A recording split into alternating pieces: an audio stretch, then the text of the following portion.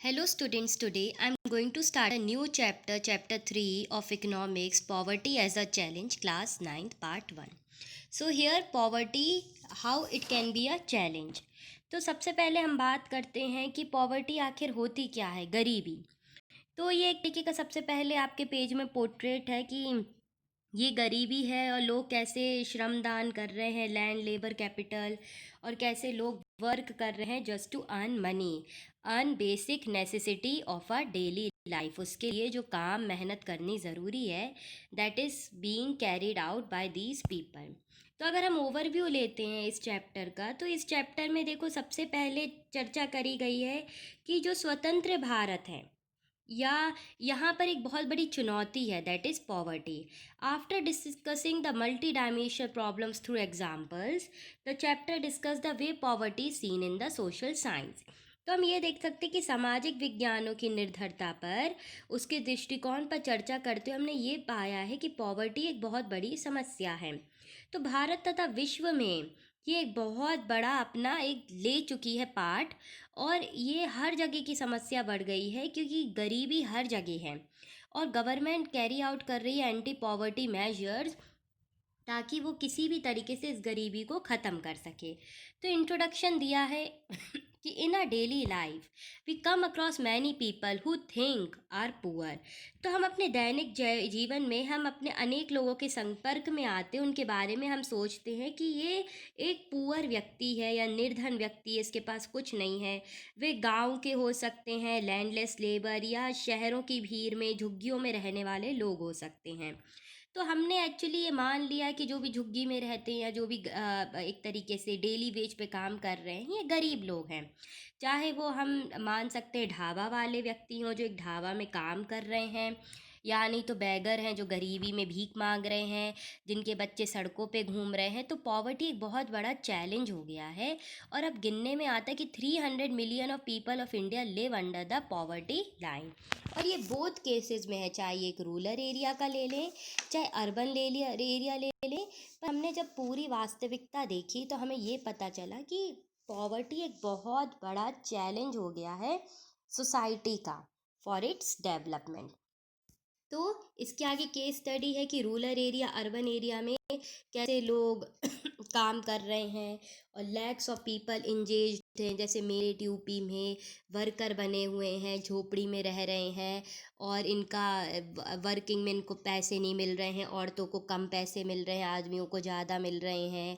तो एक एक ये डायग्राम भी है कि ये एक पोर्ट्रेट है कि लोग काम कर रहे हैं पर पैसा नहीं है, सिर्फ अमीरों के पास ज़्यादा धन आ रहा है और गरीब और ज़्यादा गरीब होता जा रहा है।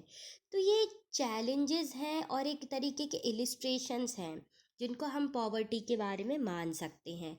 तो ये एक्चुअली में लैंडलेस लोग हैं, जिनको हम कहते हैं जिनके पास भूमि नहीं है, अनएम्प्लॉयमेंट के लोग हैं, बेरोजगारी वाले, साइज़ ऑफ फैमिली जिनके परिवार का आकार बड़ा है, इलिटरेसी है, निरक्षरता, पुअर हेल्थ है, खराब स्वास्थ्य, कुपोषित हैं, चाइल्ड लेबर है इनके यहाँ पर, और हेल्पलेस पीपल है। तो ये टिपिकल केस हमें ये बताता है कि पॉवर्टी एक बहुत बड़ा चैलेंज है, और एक तरीके का निदारता, एक भुखमरी का कारण है लोगों में।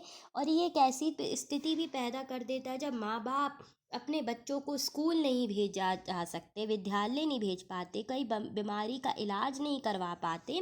तो पॉवर्टी एक अर्थ है कि यहाँ पर इन लोगों को बेचारों को स्वच्छ जल, सफाई सुविधा का अभाव होता है, रोजगार में कमी होती है, और कितना भी कुछ कर लें ये आगे कभी बढ़ नहीं पाते।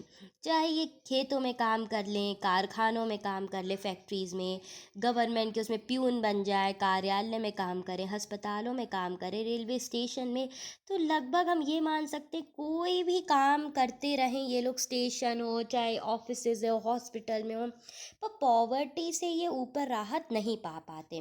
ये बहुत बड़ा चैलेंज है हमारी सोसाइटी का कि हमें पॉवर्टी कैसे ख़त्म करें, क्योंकि इसमें करोड़ों लोग हैं। तो महात्मा गांधी ने हमेशा बल दिया कि भारत सही अर्थों में तभी स्वतंत्रता होगा, तब यहाँ के लोग इंडिपेंडेंट हो जाएंगे।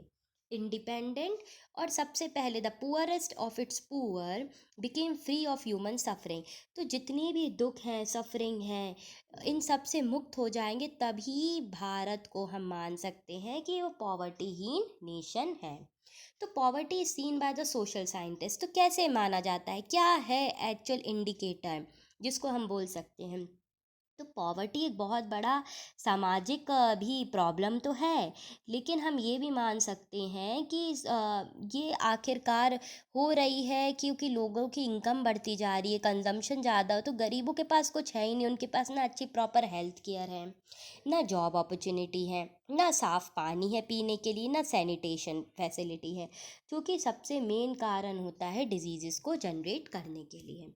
तो अगर हम केसेस में देखें और पहचानें, तो पॉवर्टी एक कॉन्सेप्ट है, एक चैलेंज है, जिसको हमें अपनी सराउंडिंग्स को साफ़ रखना बहुत ज़्यादा ज़रूरी है, इक्वालिटी बढ़ाना ज़रूरी है, बेटर अपॉर्चुनिटी क्रिएट करना ज़रूरी है। पॉवर्टी एक तरीके का एक सेंस है जिसमें हमें सारी फैसिलिटीज़ देना बहुत ज़्यादा ज़रूरी है। तो चाहे वो एक वर्किंग क्लास हो, सामाजिक क्लास हो, तो हर आदमी को अपने लिए काम करना पॉवर्टी में बहुत ज़्यादा आवश्यक है। तो हम एक इसमें बात करते हैं वैनरेबिलिटी। वैनरेबिलिटी एक मेजर है जो डिस्क्राइब करता है कि schedule caste, schedule craft, other backward classes, handicap person कितने ज़्यादा इस पे निर्भर हैं। तो अगर हम माना जाए कि वेनरेबिलिटी सेक्शन बहुत ज़्यादा प्रॉब्लमेटिक है इसमें, क्योंकि उनको ना अच्छी प्रॉपर एजुकेशन मिल रही है, ना एसेट मिल रहा है, ना फैसिलिटी मिल रही है, और ये हेल्थ नहीं मिल रही, जॉब अपॉर्चुनिटी नहीं मिल रही, ग्रेटर रिस्क में है। चाहे वो अर्थक्वेक ले लो, सुनामी ले लो, डिज़ास्टर चला जाता है, तो दोबारा ये नहीं इनको मिल पाता, इनकी पूरी जीवन की आयु चली जाती है, पूंजी चली जाती है। तो ये बहुत बड़ा एडवर्स अफेक्ट। तो अगर हम इसके आगे बात करते हैं कि जॉब अपॉर्चुनिटी कैसे हेल्प करती है एक सोशल एक्सटेंशन को बढ़ाने के लिए, तो एक तरीके की प्रोबेबिलिटी है कि लोग आगे अपना जीवन अच्छा जीने के लिए उनको जॉब्स अच्छे मिलें। तो ये एक एनालिसिस है, एक रिस्क फैक्टर है, जो कि आगे जाके काम करना बहुत ज़रूरी है। इसके आगे हम देखते हैं पॉवर्टी लाइन लिखा है। Poverty line at the centre of the discussion, poverty concept, poverty line. तो पॉवर्टी लाइन क्या है, क्यों ज़रूरी है, पॉवर्टी लाइन से आखिर होता क्या है, और पॉवर्टी लाइन क्या निर्धारित करती है कि व्यक्ति क्या है? तो किसी भी व्यक्ति अगर पॉवर्टी मानी जाती है, तो उसको ये पता लग जाता है कि उसकी आय बहुत ज़्यादा कम है, न्यूनतम स्तर पर, और जिस तरीके के उसके खर्चे हैं, बेसिक नेसेसिटीज़ ऑफ लाइफ, वो उसको सेटिस्फाई नहीं कर पा रहा है, तो वो पॉवर्टी के अंतर्गत आता है। तो ये भी एक है पॉवर्टी। ये हर जगह टाइम प्लेस को डिस्क्राइब करती है, एक डेवलपमेंट लेवल को, एक एजुकेशन सेक्टर को, ताकि लोग इसके अंतर्गत जो आते हैं उनको कुछ गवर्नमेंट की तरफ से राहत मिल सके। तो डिटरमाइन अगर हम पॉवर्टी लाइन को करते हैं, तो हमने देखा है कि रूरल एरिया और अर्बन एरिया ये एक तरीके का बहुत ज़्यादा इम्पॉर्टेंट है, क्योंकि रूरल एरिया होता है गांव, अर्बन एरिया होता है शहरी क्षेत्र। तो बेसिक रिक्वायरमेंट क्या है यहाँ पर? तो हमने सबसे पहले ये पाया है कि रूरल एरिया में, या हम कह सकते गांव के क्षेत्र में, 2400 कैलोरी पर पर्सन चाहिए पड़ती है, और गांव के एरिया में 2100 कैलोरी पर पर्सन चाहिए पड़ती है। तो people living in rural area engage themselves in physical work, and they are important for the calorie factor. तो ये माना गया है कि ग्रामीण क्षेत्रों में रहने वाले लोगों को अधिक शारीरिक कार्य करते हैं, तो उनको ज़्यादा कैलोरी की आवश्यकता पड़ती है, ना कि शहरी वालों को पड़ती है। तो अनाज इनको बहुत ज़्यादा चाहिए, अनाज बहुत महंगा होता है, तो इनको कैलोरीज में इनकी एनर्जी नापी जाती है। तो ये माना गया है कि अर्बन एरिया में बहुत ज़्यादा महंगाई है, रूरल एरिया में कम महंगाई है। तो ये भी एक डेटा पता चलता है कि लगभग आखिर कैसे हम न्यूनतम स्तर पर इसको देखें, जिसके लिए बहुत जारी है। अब के बाद अगर हम बात करते हैं, तो सर्वे हुआ है नेशनल सैम्पल ऑर्गेनाइजेशन के तौर पे।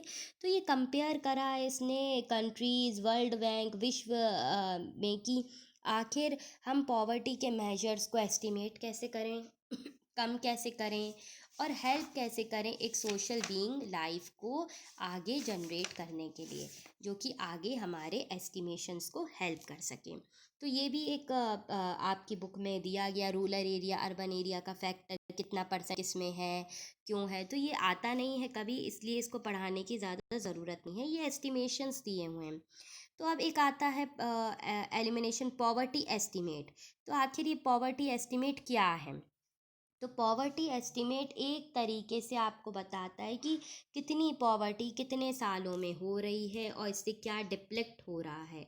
तो अगर हम बात करते हैं विनरेबल ग्रुप्स की, तो हमें ये पता चलता है कि जितने भी ये ग्रुप हैं, तो ये एक तरीके के समाज के समूह हैं जो बिलो पॉवर्टी लाइन में आते हैं। इनकी सुरक्षा, चाहे वो एक हों दायित्व विनरेबिलिटी पॉवर्टी के, शेड्यूल कास्ट के, शेड्यूल ट्राइब के, इनकी सुरक्षा का बेसिक जिम्मा यहाँ की गवर्नमेंट के तौर पे है। तो गवर्नमेंट को कुछ ऐसी नीतियाँ बनानी पड़ेंगी कि इन वनरेबल सेक्शन को आगे बढ़ाया जाए।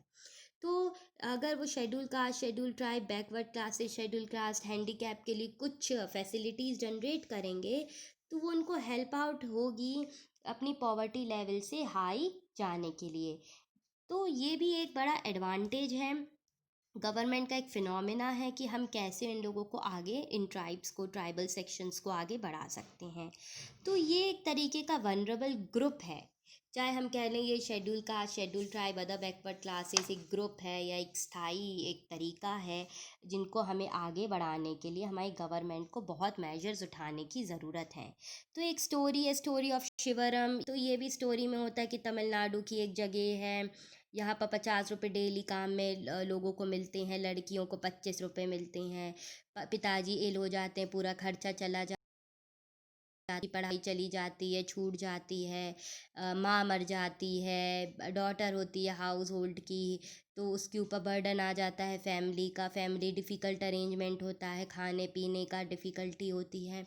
तो ये पता चलता है कि जब गवर्नमेंट कोई हेल्प नहीं दे रही है या कोई सहानुभूति गवर्नमेंट की तरफ से नहीं आ रही है, तो सबसे ज़्यादा ये अनुसूचित जाति, ग्रामीण लोग सबसे ज़्यादा इस चीज़ में पॉवर्टी के कारण इन परेशान हो जाते हैं।